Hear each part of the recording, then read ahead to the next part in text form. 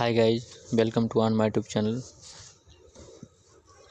आज हम present continuous tense के बारे में बात करेंगे।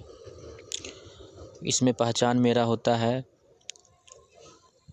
प्रेजेंट कंटिन्यूअस टेंस के वाक्य की पहचान करने के लिए हिंदी वाक्य के अंत में रहा है, रही है, रहे हैं आदि शब्द आते हैं। इस टेंस के वाक्यों में कार्य जारी रहता है, जिसे हम एग्जाम्पल में बता रहे हैं। देखिए, पहला एग्जाम्पल मेरा ये है कि राम घर जा रहा है।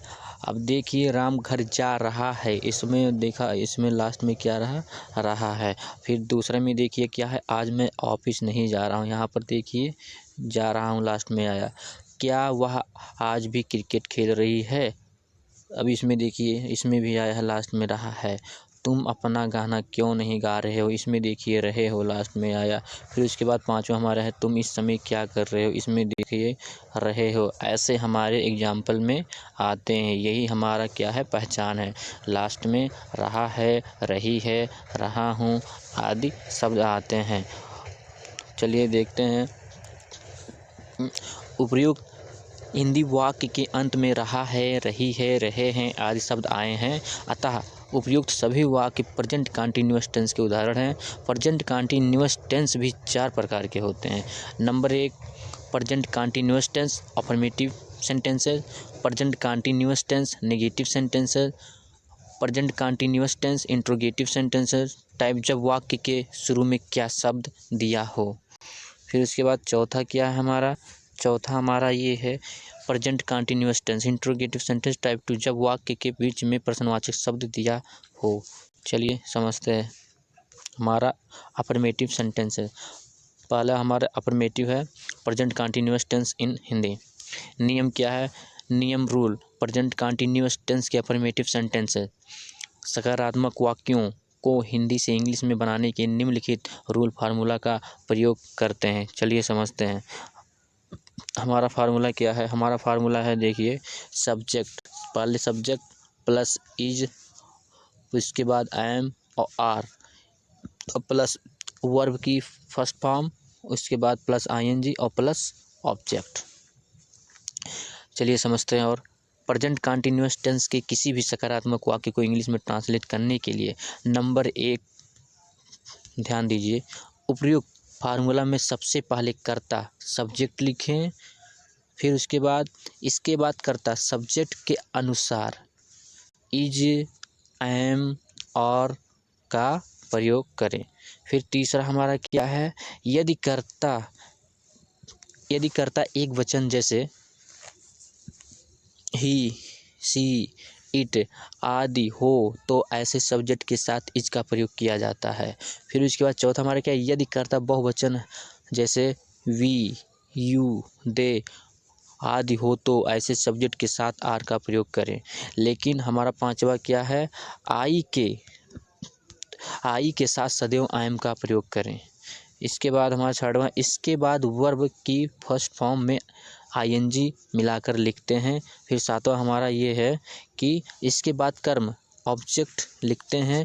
फिर इसके बाद अगर वाक्य में अगर कोई और शब्द हो तो इसकी अंग्रेजी लिखते हैं। चलिए समझते हैं हम present continuous tense example in Hindi.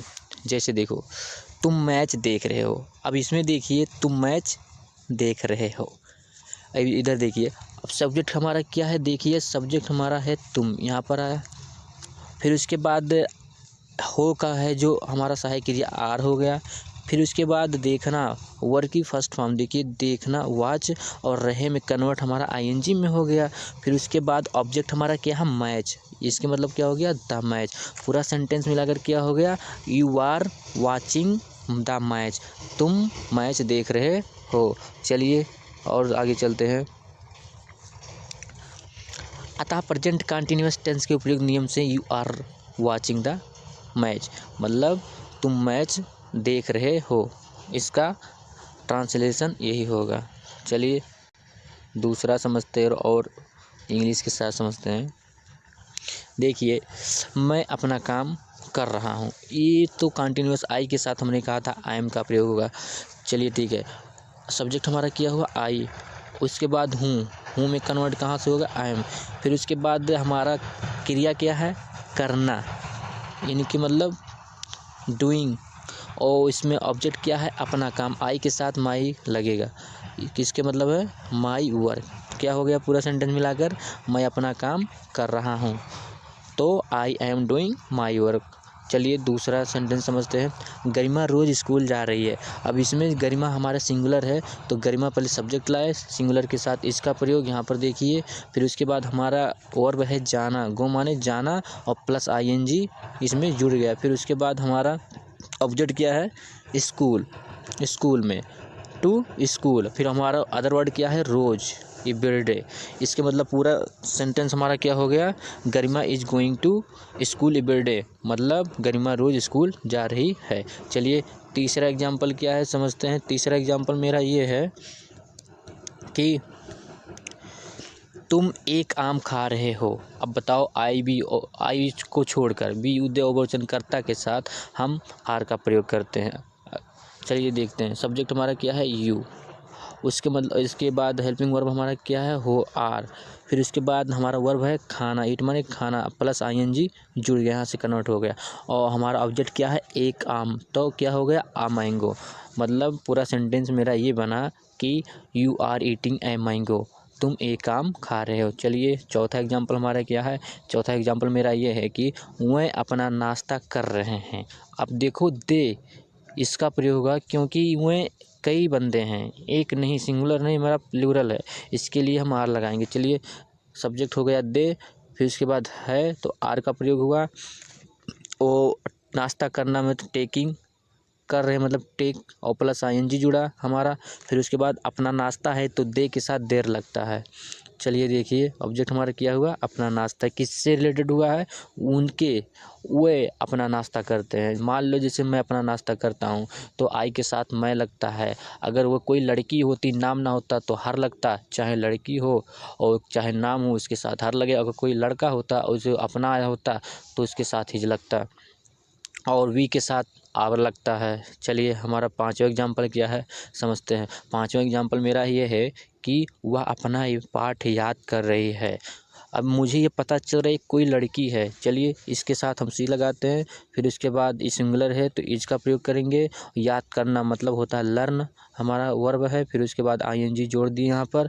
फिर उसके बाद ऑब्जेक्ट क्या है, अपना पाठ। हमने कहा था ना ये लड़की के साथ अपने साथ आए तो हर का प्रयोग है। इसका मतलब क्या हो गया, she is learning her lesson. Object मेरा क्या हुआ, हर लेसन।